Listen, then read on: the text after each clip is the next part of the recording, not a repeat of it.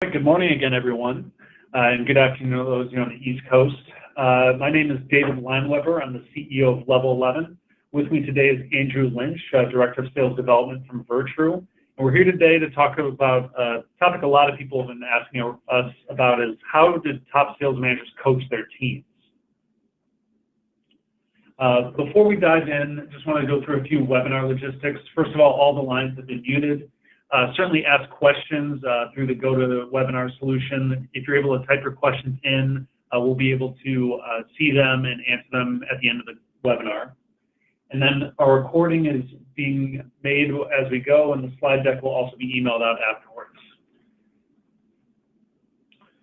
So jumping right into the agenda, Andrew and I had a conversation a few days ago, and we're really excited to talk to you on this topic, as I know it's something that's on the mind of a lot of sales leaders these days. Is one, we want to go through, what are some coaching best practices? Talk a little bit about the new generation of sellers and managers out there. Talk about some real-world solutions that Virtru has seen, and Andrew can speak to that specifically. And then actually go into a demo, a live demo, so we can talk about how this might work out in the wild. And at the end, we'll do some Q&A with the audience. So quick background on Level 11. We're a modern sales management system built on the Salesforce.com platform. We're all about motivating, engaging, and coaching the behaviors that lead to more sales. And when we talk about motivate, that's things like real-time leaderboards, contest automation, getting things up on TV screens. We talk about engage, that's real-time scorecards for individual contributors and their managers. When we talk about coaching, that's things like onboarding, making sure that we have improvement plans for people if necessary. But more importantly, and Andrew will speak to this at length later, is making sure we're having a consistent and structured way to get feedback to our teams. And we work with a number of great brands, including Virtru. And I think one of our customers sums it up very well by saying Level 11 helps close the gap between what sales leaders expect and what salespeople actually do. And with that, I'd like to pass it over to Andrew Lynch. Thank you, and I appreciate the opportunity to come and speak today. So just some background on Virtru and myself. We're a data protection, specifically encryption for emails and files services company. I've been here about a year. I manage the sales development representatives, so our SDRs or BDRs, as well as our account executive sales teams. Most of them are in Washington, D.C. There are 2 of them in the Philippines, though. And what I really like about my role here and having managed other SDRs and more, entry, mid-level salespeople is really developing them into top-performing sales professionals and really doing that through coaching. This is actually the 3rd company that I've used Level 11 at. It's the first one that I was actually the quote-unquote decision maker and involved in directly implementing it. But I'm happy to share in more detail today how I actually have used it and some things I've learned along the way.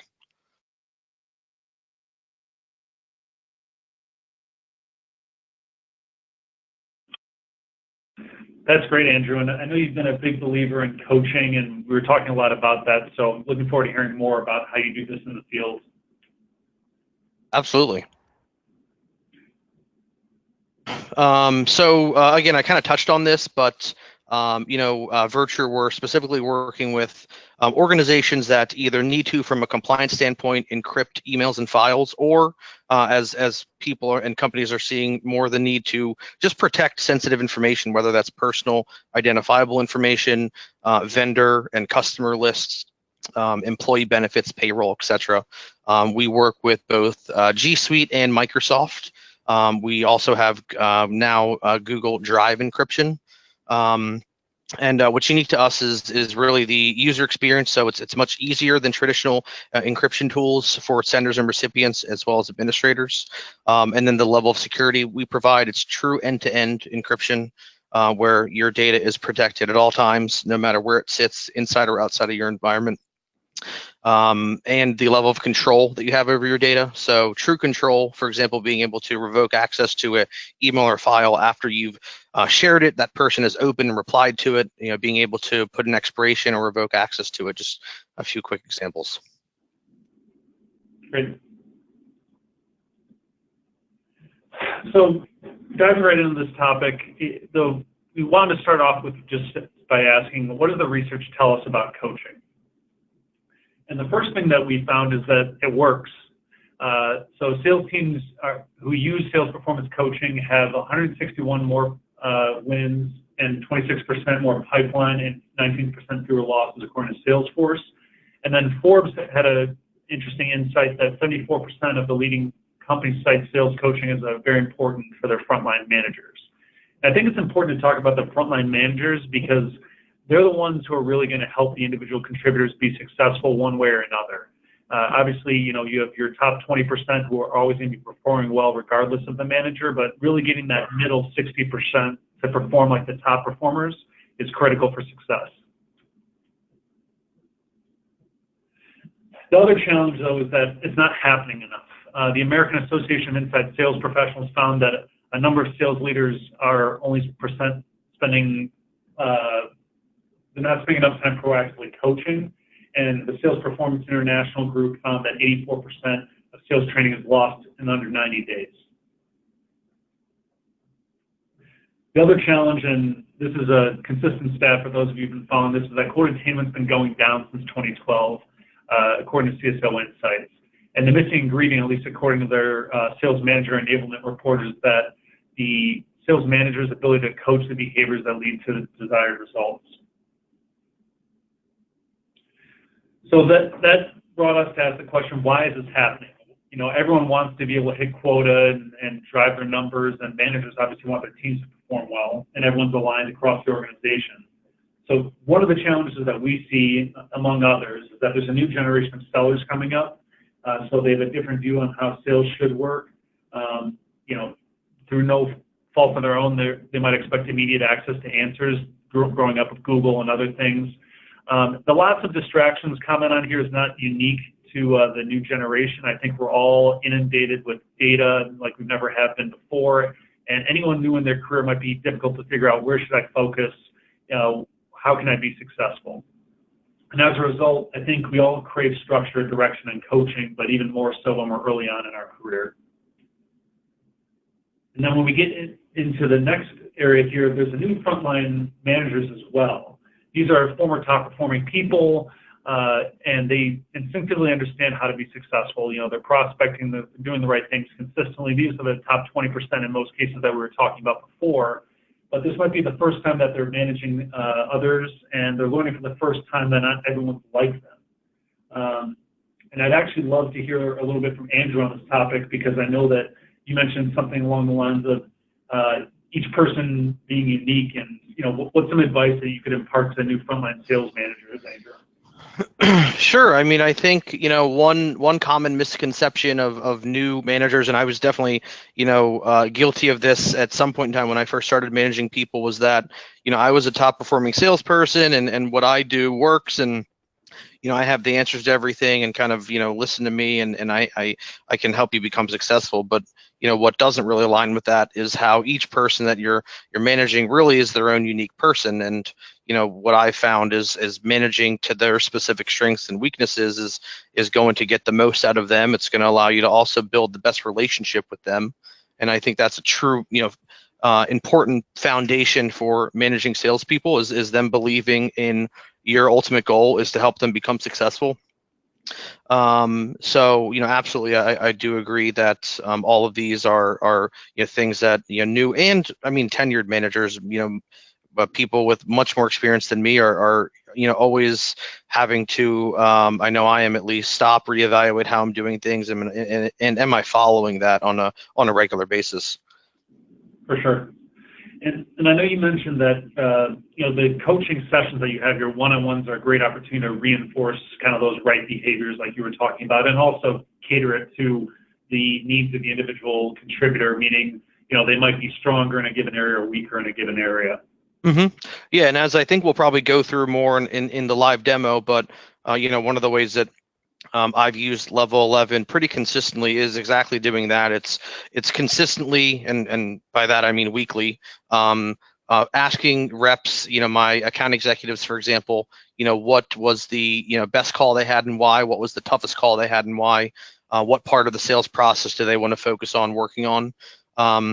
So again, it's rather than me just assuming, or maybe from my observations thinking that they need to work on something, it could be totally something different that that they wanted to work on. And I've found that obviously it needs to be aligned. There are going to be times where I may either disagree or still give my recommendation on what's more important. But a lot of times it's they are correct. They know what they need to work on, and time is limited for everyone.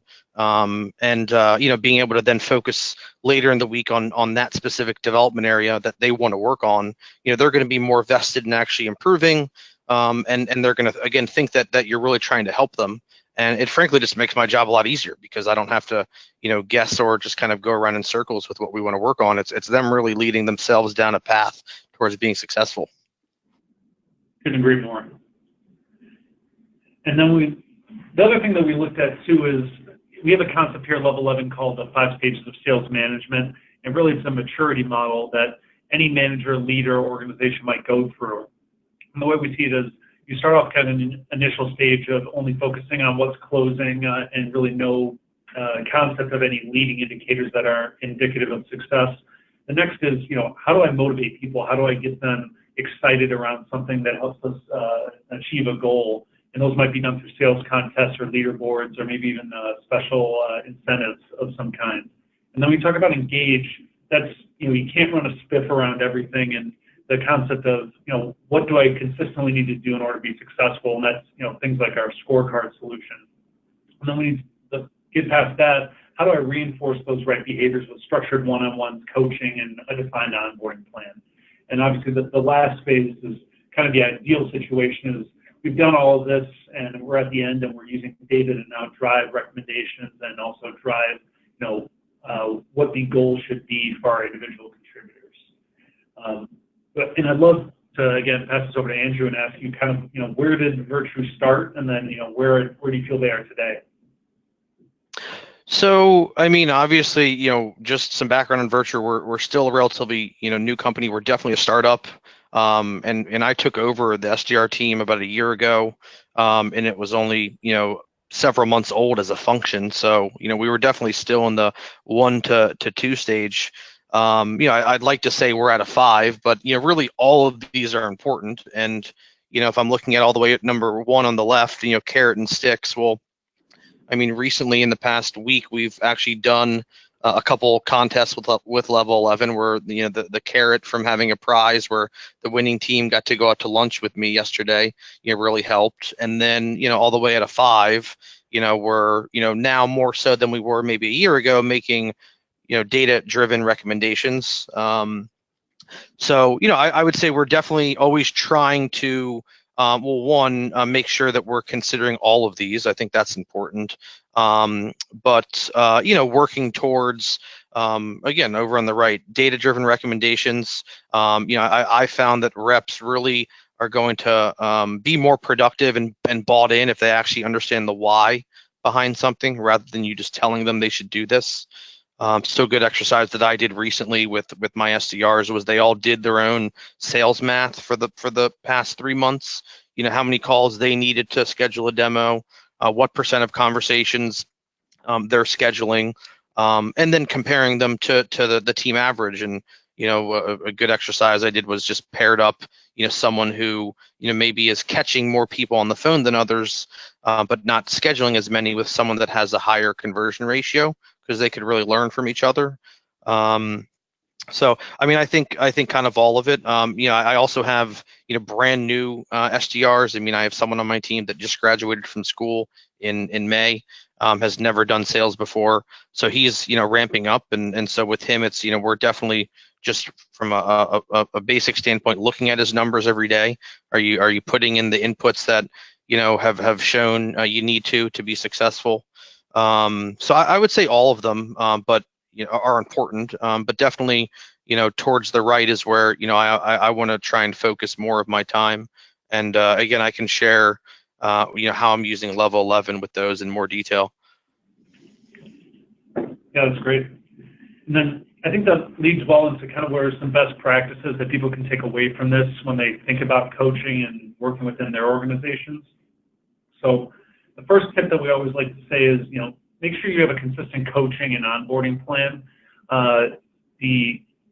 The one challenge I think a lot of managers, and certainly new managers, as Andrew was alluding to earlier, might not have a consistent way to get feedback, or it's not consistent across the organization. Maybe one manager is doing a great job, the other one's, struggling, or it's all in Word documents, or maybe even just all written down somewhere, or maybe it's all just conversational over a cup of coffee. So, but creating a consistent way to provide feedback and help your people get to where they need to go.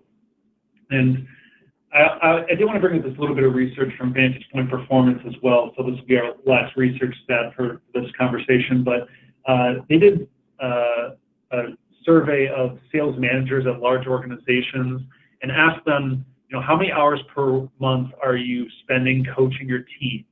And the question was, do you spend it less than 3 to 5 hours a month, or more than 5 hours a month? And as you can see here, the vast majority of sales managers thought that they were, giving at least 3 to 5 hours a month or more of coaching to their teams. And then Vantage Point went and asked the individual contributors that report to those managers, and they said the exact opposite. They said we're getting less than 3 hours a month of coaching from our managers.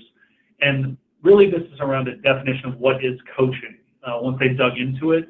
And then the sales leaders said, thought of coaching as, I speak to them, I hear them saying something on the phone, I stop by and tell them to fix it in real time, or, we are on a trip together to meet a client and we talked about the trip the whole way. I think Vantage Point puts it pretty well, that they might have seen that as an interrogation for an hour or two in the car as opposed to actual coaching. And the reps were expecting more, something documented, something, how do I improve, how do I get to that next level? Which leads us to, again, that we need to coach with structure and consistency. And here's an example here of how some people might use Level 11 to take the snapshots that we do every day and bring into an easy to understand, where are you at year to date against your key performance indicators the last few periods, how are you doing against your peers, and how are you doing today.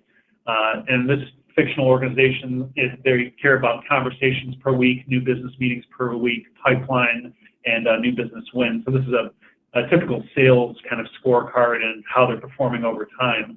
And the nice thing about this is it not only gives you the structure of you're seeing a similar thing each time, but you can also get a sense of the context of, again, when you're looking at year-to-date performance compared to recent periods and the current period, you can understand if something is truly a problem, or if someone's just having an off week, or, is this really something we should focus on because you're really having trouble getting new business meetings or getting people on the phone, as Andrew alluded to before.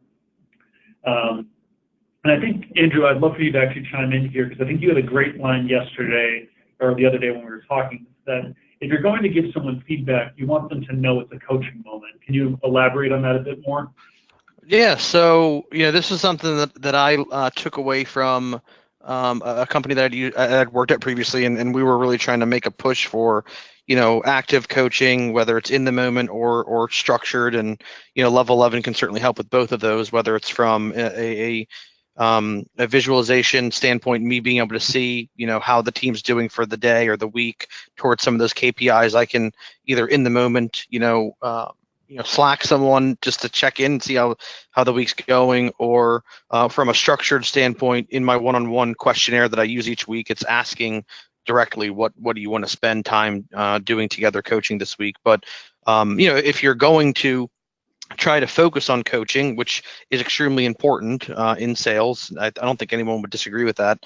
I like to keep it simple. I want to let my team know directly that what I'm trying to accomplish from a coaching perspective and why. And then when I'm giving them feedback, I want to let them know that, this is a coaching moment, so that it kind of resonates with, that's what we've been, going over, that we want to, in a coaching opportunity, take things away from it and implement it directly and immediately. So that's what I do. And I, when I have someone new, I try and really set the expectations for, when I have a coaching opportunity. It's not that you're necessarily doing anything wrong. It's there's always good things that you're doing, but there's also things that you can work on improving, whether you're brand new or the most tenured salesperson at the company. And what's important is then you're taking the actual feedback and implementing it. So, with Level 11, I'm able to, in certain ways, one, keep track of that, to help hold them and me accountable. to ensure that they are implementing that feedback. And just making it again easy for them to find it and revert back to it, and sort of take the initiative on their own to try and give themselves feedback and coach themselves. That's great. And then the last tip we have before we get into kind of how this actually can work in the real world is managing the behaviors that lead to results. So this sounds obvious, but the challenge that we've seen, certainly with reports and dashboards that people use at their given organizations, is that there's a lot of interesting information, but is it really actionable for an individual contributor? If I'm Bobby Peak in this example, can I really affect a conversion ratio day to day, or can I really impact, deal size, for example? I mean, there's certain things you can do and you should be aware of it, but really, how do I do something that will impact a new business win? And you kind of want these things to be cascading chain of events. Again, this fictional organization with Michael Scott at the helm, it's conversations, new business meetings, pipeline, and new business wins. So each of those leads to that next logical step. And with that, and without further ado, I think we should move into how do you actually implement this? So Andrew, I'd love to pass over to you to talk about how you did it at Virtru and just other things you've seen in your career at the different organizations you've worked at. Sure. So yeah, what you're looking at now is over on the left. This is just an example of with the account executive team what their scorecard looks like. And so first, whether it's the AEs or the SDRs, whether you're ramping or again tenured, I always do want to set expectations and make sure that people do understand what their targets are. And I use the word targets because you do want to I think kind of be careful with what someone's goal is versus a target. If you're an SDR, your goal is on our team is to set qualified meetings that occur, and if you're an AE, it's to close revenue. And so the rest are more KPI targets. So with both teams, and it doesn't come overnight. You're gonna work on what are those KPIs. And which ones really are going to help just motivate the right behavior and move them in the direction that you want to see them move. So for example, with the SDRs, one metric that we do track, or KPI, is just number of calls and number of conversations. And just from looking at week over week for the past 12 months, I can see what on average how many calls are needed to make to have a conversation, how many conversations are needed to happen to schedule a meeting. And that's how I've kind of generated what our KPIs are. Now that said, I try and empower the team as well. If they want to push themselves to overachieve on some, they can go in and adjust their own goals too, or KPIs rather. But then alternatively for the account executives, you're actually seeing what theirs is. It doesn't have number of calls on it because I haven't really found that that's necessarily something that's going to directly motivate them. It's more opportunities that they are creating, demos that they're holding. One little the assigned leads piece is leads that they haven't actually got to yet because we're trying to get to them as quickly as possible. So with this, I'm able to clearly set expectations for what their targets are. And I always review these with them when someone's brand new and they start. I'll review, what their mini scorecard metrics are that they're going to be seeing when they're in Salesforce. And they like it too. I have someone that's brand new that, his KPI for number of conversations isn't 5 per day, which is what a fully ramped person is. When he first started, it was just 1, and now it's progressed into his second week to be 3 conversations per day. And his target for scheduling a meeting isn't 5 per week, which is what the fully ramped SDRs is. His started with 1 and it's progressed now to 3. And it's actually interesting to kind of hear how, just earlier I was with him and he had mentioned, how he's 1 away from his goal for the week, which he's saying that because he's actually, I think, seeing it every time he makes a call on Salesforce. But this is also helpful again from a coaching perspective. I manage 2 teams doing essentially 3 different jobs in 2 countries. And if I'm in a meeting for 2 hours, I have dashboards in Salesforce that have lots of other metrics than these. But this is for me a good snapshot of just, again, what are the main KPIs that we want to focus on and how we are against them for either the day, week, month. And also, I know that they can digest this. Someone who's brand new as an SDR, never done sales before, doesn't even know what Salesforce is. He's not going to know how to digest a Salesforce daily metrics dashboard, which again I have built and I use, but they're not going to know how to use it and how to again, like, motivate themselves to, or even understand which metrics is important. And that's what you can do with this. You can even stack rank them in order which metric you want to see at the top. And again, these will change over time. So, I really, when I got back to, referencing each person is their own individual, person, some of the top SDRs, they don't need to make as many calls as someone who's brand new because their calls are, more tailored, they're more strategic.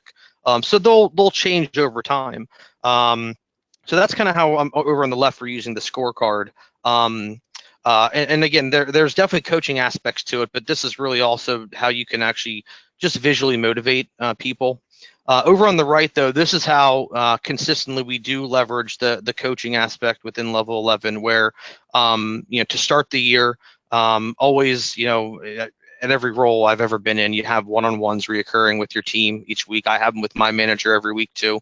And I've been there where, as a rep, you go into it and there's really no agenda, and you end up kind of just shooting the breeze for a half hour, an hour, and sometimes you even forget afterwards, oh shoot, I was supposed to go over this with my manager and I didn't. So with this, we're able to just have consistency. So every week with my SDRs and AEs, I do really 3 structured sessions with them. The first is a half-hour one-on-one where it's really just going over these questions. We really don't deviate this from really at all. And you can see just some of the sample questions. So the first one is just on a scale of 1 to 5, with 5 being the best, how do you think last week went? And it progresses down to the very last question is, what would be most beneficial to work on from a coaching perspective this week? So that's then the second structured session that I spend with each person. If you look at the top question, it's a good way for them to kind of judge how they did the week prior, just with everything that they're responsible for. It's also interesting to sometimes see where there's a variance. I mean, I can remember where I've had reps who were struggling and they would give themselves a 4 or a 5, and they didn't even schedule one meeting the week prior and their target's 5. So it just kind of opens up the conversation of, our expectations aligned? You're thinking you did really well when I actually was going to go into this meeting to discuss, really we need to start making improvements. All the way down to the bottom question, which would be, what do you want to work on from a coaching standpoint this week? I kind of went over that already, but really it's making my job a lot easier because I'm able to quickly see, all right, you want to spend time prospecting together this week, and I'll ask them why. Why did they select that? And if it's listen to calls, for example, it's, what part of the call do you want to focus on? But again, it just makes it a lot easier when the meeting's over. We'll usually end with, me scheduling time on their calendar to do this and kind of setting some expectations for what we're going to do on that next one. But again, I mean, from a time management standpoint, it takes all the guesswork out. For me, I don't have to. I could be, coming up to 1 minute before a one-on-one with someone and open this up, and I'm totally prepared for it. Alternatively, a lot of times my reps will do this over the weekend just to get prepared for the next week, and I'll be able to see their answers ahead of time, and a lot of times it actually gives me the opportunity to think of what my game plan is going to be. I've had reps before say, one of the other questions is just, is there anything else that you'd like to discuss? And it could be that I want to discuss what my career path is.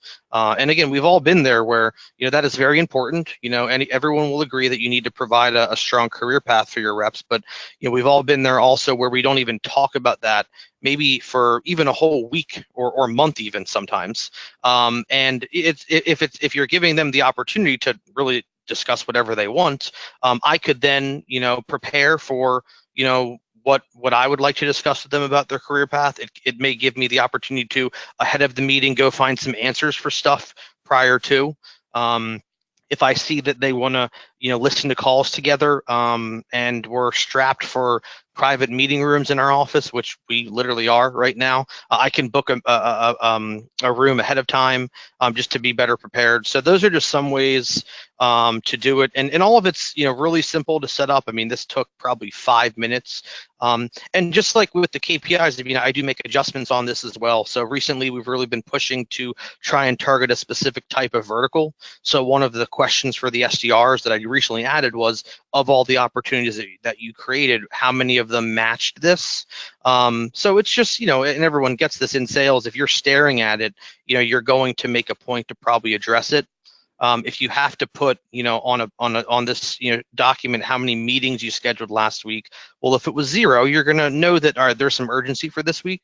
So that's how we're using this. And again, it also, it's easy that it keeps track of all of them. So I like how I can revert back to old ones. So if someone ever was in a position where they need to go on a performance plan, or I think they do, I don't have to spend time running all these Salesforce reports. I can just go in and look at, well, for the past 4 weeks, here's how many he scheduled each week. I also can help hold them accountable to what they want to work on. Another question that I have for the SDRs is just provide 5 accounts that you prospected last week, and why did you prospect them? It gives me the opportunity to kind of understand their thought process around what do they think is qualified to prospect and why. And also it forces them at minimum to prospect at least that many. And then what I'll do sometimes is a couple weeks later, just look at the account in Salesforce, see when activity was logged. And of course, there's been cases where it's, hey, you had said 2 weeks ago that you prospected this company, but you haven't even started working it yet. So again, just an opportunity making it easier for me to go over that with them. So those are, I would say, those are some examples of how we've used it. There are definitely things that we can use on top of this that either we've tried and personally it just wasn't something that I saw really moving the needle. But everyone's different. Every team's different. This is just what's kind of worked for us. And the reps have really bought into it. Every week, every single one of them is filling this out.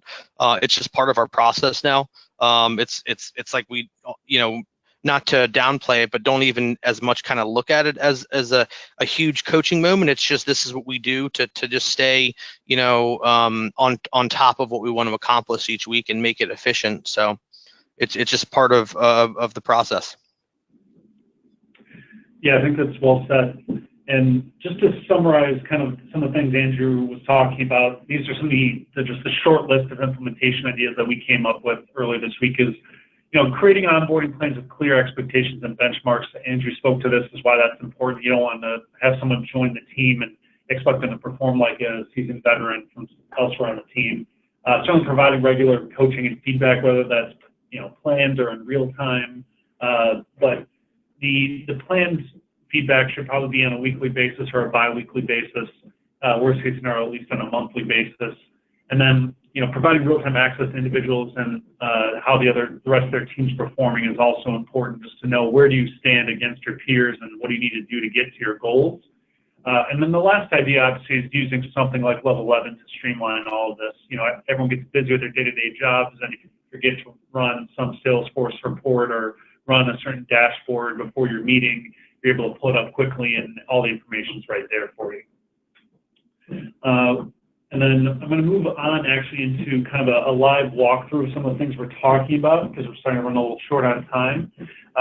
But doing a quick demo of what we've been talking about all along and how do you actually have some of these coaching conversations like Andrew was referring to. So we're seeing on the screen right now is Salesforce and the classic look for Salesforce that most of our customers see every day. And I'm not going to do a full demonstration of Level 11 because we don't have time for that. But we're going to focus in on really the scorecarding and coaching that Andrew was referring to before. So as an individual contributor, you'd be able to see real quick what's a high-level scorecard for me. And again, this organization cares about conversations, new business meetings, pipeline, new business wins. So they've achieved their goal for conversations. They're well behind on new business meetings. Their pipeline's okay. It's within an acceptable range, but they're a little behind on their new business goal for the month. And then if I'm a manager, whether I'm managing an SDR team, an account executive team, you can have different scorecards for different teams. You you can see how the whole team's performing. So looking at, again, these conversations, new business pipeline, new business wins, obviously new business meetings is a challenge for the whole team. So if we drill into that, we can start looking as to why that might be. And then the color coding here is letting you know where you're at, pacing towards your goals. So in this weekly goal, we're ahead of pace in our conversations, we're behind pace on new business meetings and everything. But one of the more powerful things that Andrew was talking about is, again, where does everyone relative to their peers? So whether it's in a meeting or in between meetings, the manager can see, okay, Kirsten's doing fine, these people at the top seem to be doing fine, but what about some of these people in the middle? This person, David, is challenged with getting to his new business number, but he seems to be doing well in terms of conversations and pipeline. So it really seems to be tied to this new business meeting goal. So why don't we give him some coaching feedback? And you can have a number of different templates here, but let's say this is part of a one-on-one conversation. So this is where, Andrew was talking about they'd customize this section to, I guess, fit their needs and actually ask questions. Some of them are for the rep and some of them are for the manager. And, yeah, Andrew, do you want to speak to that at all, just in terms of some of the questions that you make sure that you ask consistently, maybe in addition to the ones that were on the last screen? Yeah, so two others that I use essentially, same type of question for the SDRs and the AEs. For the SDRs, it's what was the best meeting you scheduled last week and why, and then what was the toughest. So we also use other tools. We have a call recording software that makes it easy to listen to live calls. That makes it easy for me if I want to do a call review session to just go back and pull those two specific calls. And then same with the AEs, I ask them what was the best demo you had last week and why, and then what was the toughest. And so same thing, if I want to do a demo review session with one of them, it makes it easier to go find potential options. And also, as we have SDRs that are moving towards becoming account executives, I can go through just week over week and essentially find those demos if they think they went well, obviously for specific reasons, and just share them back to those upcoming SDRs as just learning opportunities for them. Some other ones would be I would say just adjusting what they want to work on for the week as we do implement other new technologies, whether that's like a data provider or a sales automation tool, asking as options if they want to spend time working on those. Those are just some additional ones that come to mind. Mm-hmm. For sure. And then do you leverage, are all your, and one thing that I thought was good that you guys do is you have the reps fill things out ahead of time prior to the meeting so you can address them. Do you ever do private coaching notes as well, things that are primarily just for yourself? Yes, and I would say, not that you love having to do this, but those have been especially helpful with reps that you have a good idea that'll probably be put on a performance plan. It just makes it easy to note that we did discuss X, Y, and Z as a priority. And everyone's, not everyone maybe, but, I've been there where, when you do need to put someone on a performance plan, you obviously have to have documented instances of where you've gone over this with them and how they've worked to improve it. So that's helped there. And then when they actually are on one, and each week we still have our one-on-ones as we normally would, just documenting what the feedback and sort of progress has been so far. So those are a couple instances that I've found it to be most beneficial. That's great.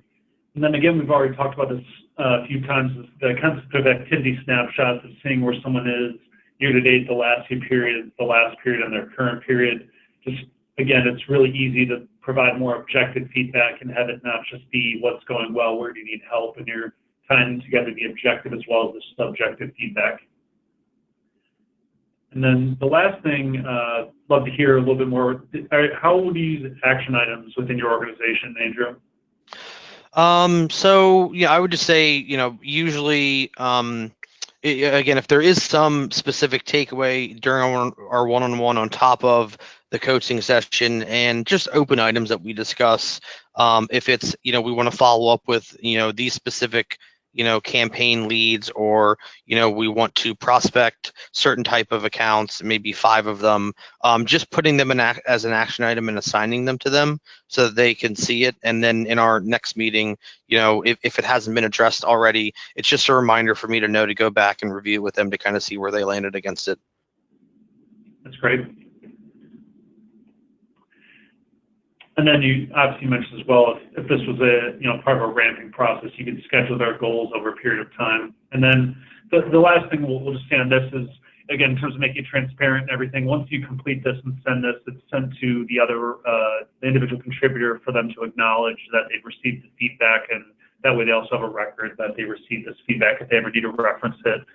So if you're doing a 6-month or annual performance review, you actually have a list of all these different conversations you had along the way, because I know for a lot of people, they can't remember what they talked about 2 weeks ago, let alone 4 or 5 months ago. And with that, we're going to go back into the presentation and wrap up so we can get to some Q&A.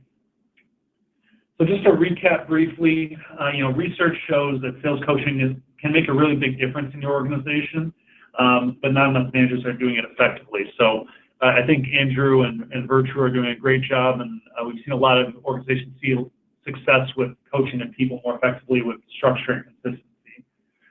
There's certainly a new generation of sellers that continue to come up within the organization, both as individual contributors and new frontline managers.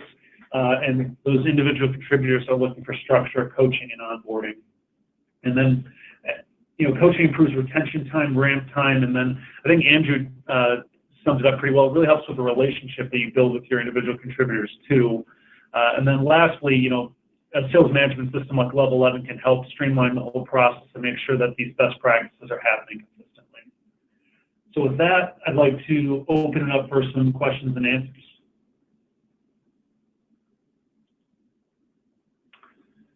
So the first question we have from the audience is actually directed towards Andrew, and it's, what benefits have you personally seen as a result of your coaching program? Good question. Well, I mean, first and foremost, obviously, I mean, my role as a sales manager, I love coaching people. It's what excites me, but, ultimately I have a goal that I need to accomplish as well. So, I would just say, frankly, the more that I coach my team and the better they implement the feedback, I've seen them obviously, consistently hit their goals, and then so I'm hitting my goals. So just from a basic level, I would say that, but besides that, I would just say it keeps me on track and the team, especially at a startup like Virtru. I mean, there's just so many different things going on at different times, and if I didn't have this consistency with for example, the one-on-one sessions, I just know we wouldn't go over what we needed to, and then it's just wasting time. I'm having to grab them for 5 minutes because I forgot to go over something with them. They're coming off the floor, then getting out of the groove of making calls. So it's really just, I think the consistency is important, and they also they want to be heard. I mean, I again am managing primarily younger sales professionals, so they want to know that I have an interest in what they want to talk about, what they care about, what they have questions on, and so they're happy that they're able to do that. And then for me, again, it's just so much easier because I don't have to guess, and I don't have to be the one making that decision. Again, they're really then sort of working themselves towards being successful versus me telling them what to do. Yeah, I couldn't agree more. And just one thing I'll add to that is, we work with organizations of all different sizes. Obviously, Virtru a little bit on the smaller side, but organizations as large as Comcast and Google and Hewlett Packard Enterprise. And this is not an uncommon challenge that Andrew's referring to. That if we're not able to streamline and make sure that this is structured and consistent, that it does lead to lost productivity and people just having 30-minute and hour-long conversations and having it not lead to better results. The next question we have from the audience is, what is the suggested first step in creating a formal coaching program? And I'll let Andrew, you can start, and I'll add some color commentary. Yeah, I mean, I would say first, identify what you think you want to accomplish. I would whether it's, writing down the specific KPIs that we think are important. I would say also you do want to understand the why, because it's your job to then sell that to your reps as to why this is important. It is my job to know what the average conversion ratio is, so that I know what metric we should be actually saying we should accomplish. And then, just be very transparent. It's not like the word coaching or feedback is a weird word to give to your sales reps. Again, I tell them all the time that, yeah, this is a coaching opportunity. Let's go through this. And so then they feel like it's part of the culture. It's part of what we're trying to do here. I would say that's how I would recommend starting it, and also get the feedback from them. What do you think is going to be important for us as a team to work on, you individually to work on? Just definitely don't go at it alone and just try and you pick it. Get the team's feedback. And also you can get other departments' feedbacks too. I mean, for example, our marketing team is pretty involved with our sales team, and I a lot of times will ask them, what are some things that you think maybe the team should work on or improve on, and then I'll float it by the team, get their buy-in, and it just makes it easier for everyone to work towards it together. That's great.